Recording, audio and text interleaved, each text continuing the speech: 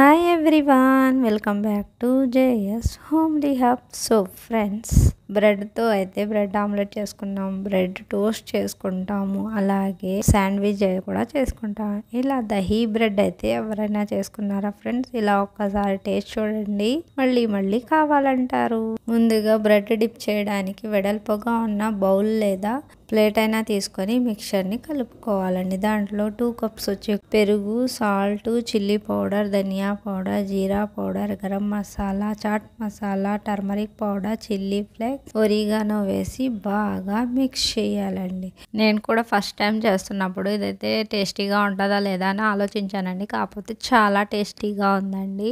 రెండో రోజే second time కూడా చేసుకున్నా, అంత టేస్టీగా ఉంది. కారం కారంగా, స్మూత్గా, చాలా టేస్టీగా ఉందండి.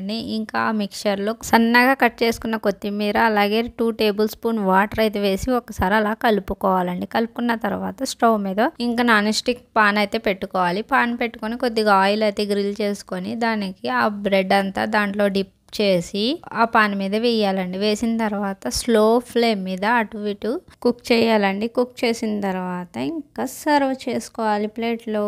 చాలా టేస్టీ దహీ బ్రెడ్ అయితే రెడీ అండి.